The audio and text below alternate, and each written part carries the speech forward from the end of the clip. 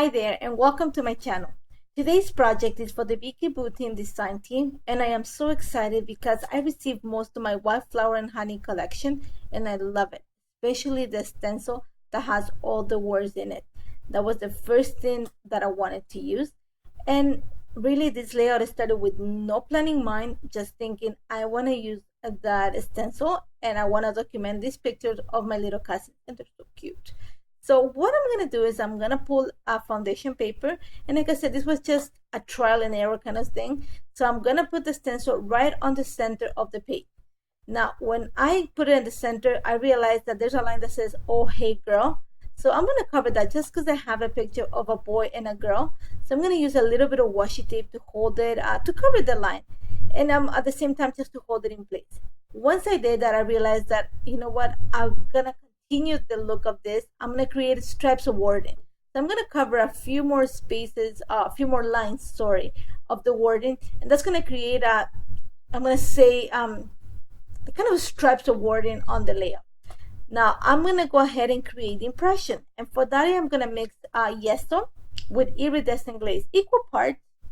What the yeso is going to do is take away that grayish tone from the iridescent glaze, and the iridescent glaze is going to give like a satin look to the yeso. So it's a perfect combination. I'm going to mix it really well, and then I'm going to add it but I'm going to run it with my wedge, just because I want to make sure that I cover every single one of the letters. And I'm going to go ahead and just push the mixture through the stencil. I'm going to be careful. I'm going to go just one way. I don't want anything to seep underneath the stencil, especially because I want to create a crisp impression of the word. Now you're going to see that there's a little area where I got really happy and kind of run the stencil, not the stencil, the paste a little bit underneath the stencil. And I just go ahead with a baby wipe and kind of clean it away. And then I'm just going to make sure, like I said, I was very careful when I added the rest of the yeso application of mixture, just because I wanted to create that really nice crisp impression. Now that I'm all set, I'm just going to go ahead and lift it, and I love what it looks like at the bottom. And I'm going to make sure that it dries completely, so I set it aside and let it dry completely on its own before I continue. And because I love this so much, I was thinking I need something that's going to make it stand out. White on white, love it, but I want the letters to stand out. So my choice, I'm going to go with a rainbow. So I'm going to pull the watercolor markers for this, and I'm going to work in the same progression as the hard paper from the Wildflower and Honey collection. So that's the inspiration for the stripes of the color. And the color in this collection is really vibrant, really rich tones. So I'm going to use the watercolor markers, but I'm not going to dilute it that much. Just a little bit of water, and then I'm going to use the thickest flat brush, the biggest flat brush in the set, just to create the watercolor stripe. And you're going to see that I go one single way, and then I'm going to add splatters at the end of the stripe. Now, you're going to see that I'm going to go a few times just because I wanted to deepen the color. And when you go on top of the letters, this case of the impression, there's some areas that are not, the brush is not going to touch the paper, just because, remember, you're adding texture. So I went a few times over. And you're going to see slowly how kind of the watercolor, or I'm going to say the impression, is resisting the watercolor. So it's becoming very prominent. I'm going to say it kind of looks like the watercolor is running away from the letters. And after that, all I'm going to do is add a little bit of water on top of the stripe. And what the water is going to do is kind of bleach the watercolor, kind of take it a little bit of it away. And I love the fact that it looks like a bleach kind of tie-dye effect. I love that. Now, I'm going to work continuously. I'm not going to stop to let the colors dry in between. The only reason I'm going to stop is to clean my brushes. So like I said, the color progression for these stripes is inspired of the hard paper from the Wildflower and Honey collection. So after Blueberry Pie, there comes like a teal tone. For that, I'm using Blue Hawaiian. Same thing, I'm working the same way, adding quite a bit of the watercolor marker, just a little bit of water, using the flat brush, create my watercolor stripe, and then I'm going to add water on top of it. Now here's the fun part. When you add the two stripes and you add the water is going to help the two colors mix, and I love that, because then it looks very organic. You don't have like a straight line of color. There's a little mixture right where they meet. Love that. And now by adding also the water at the end, not only helping it mix, but also kind of the same effect, like I said, kind of the bleach look that I'm going for. And then I'm going to continue. The next color that I'm going to use is Mint Julep, just because I want something greenish that's going to help me transition into the yellow, following the same idea. A little bit of water, add the watercolor stripe, then add a little bit of water on top.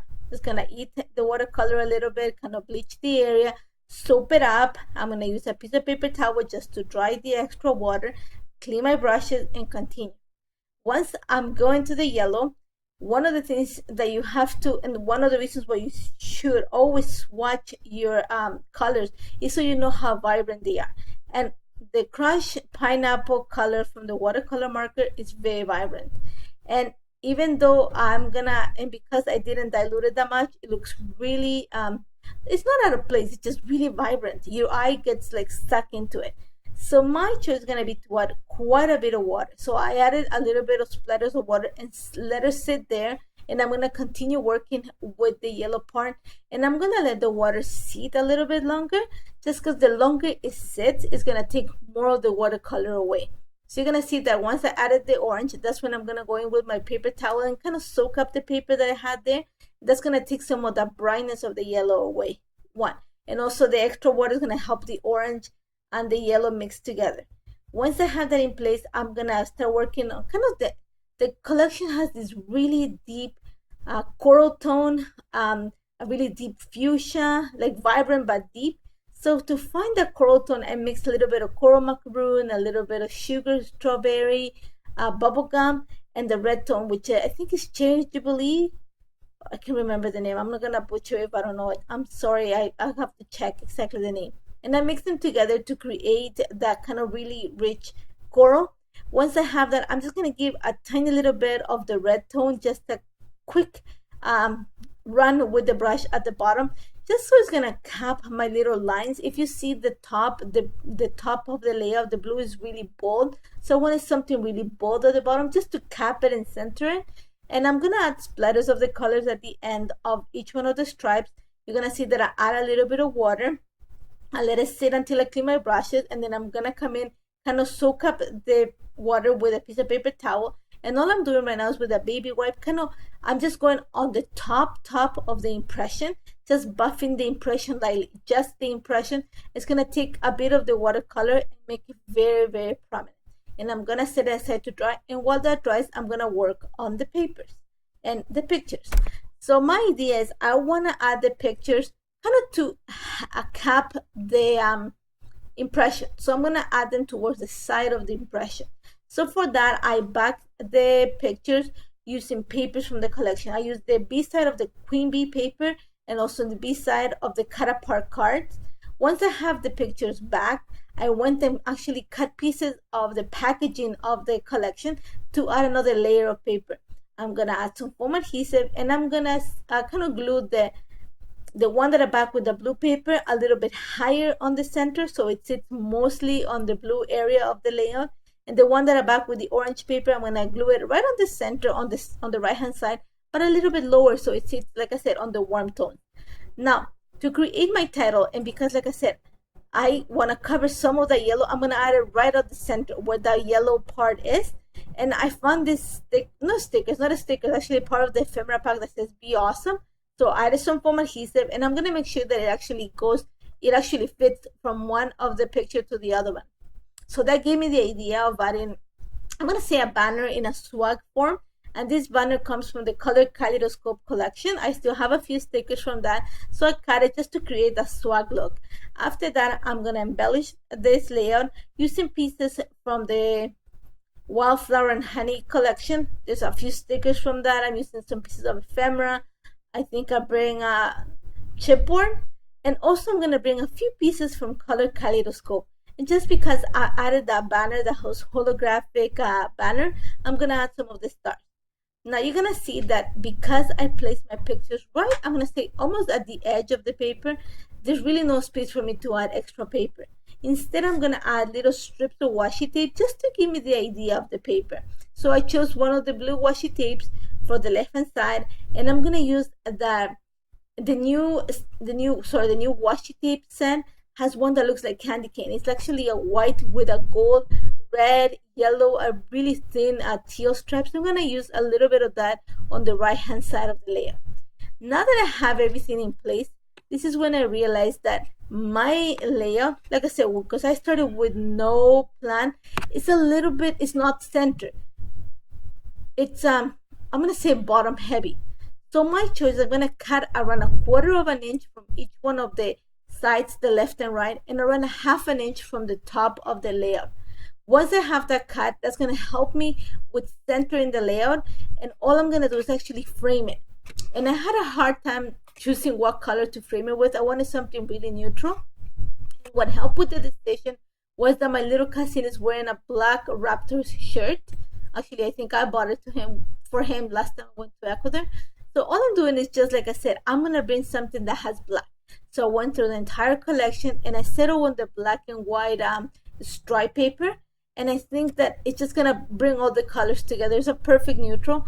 So I'm gonna kind of frame and glue it. I'm gonna glue the layout right onto it. And that is gonna center everything and bring that needed black to this layout. Once I have that, you're gonna see that I'm gonna bring in a few of the puffy stickers from the new collection. There's some black stars. I'm gonna add them just to bring the black from the background. I'm gonna go ahead and add my lines with journal. And I was thinking, oh my God, where I'm gonna put them. And then I realized that I wanna add them towards the bottom of the right-hand side of the layout, right underneath the picture. You see right now I'm just adding a few more stars. I'm gonna go kind of color block them, yellow stars on yellow, blue on blue, just to, make sure that the two sides tie together. And then I'm gonna add my lines with journal. Like I said, I'm gonna put them right underneath the right-hand side picture. Once I have that in place, I'm gonna bring a little bit of extra black. And for that, I'm gonna dilute a bit of the watercolor marker and just kind of sprinkle a little bit around the picture. And that's pretty much it. The only thing that you're not gonna see in the camera is that I brought the color kaleidoscope stamp set and added a few of the sentiments just underneath the pictures. But I love how this turned out. I don't know if it shows nicely on the pictures, but this layout looks amazing in real life, and I love it. As always, super simple technique. You can try it. All you're gonna need is a really nice stencil, a foundation paper, which is key, the watercolor markers. You can do it with the art crayons too, and a thick white flat brush. That's all you're gonna need for this. And I hope you try it. Let me know if you have any questions on how this came together. I would love to help you. Thank you so much for joining me. Make sure you check the Wildflower and Honey collection. It's amazing. You're gonna love it. And I hope to see you very soon. Take care, guys.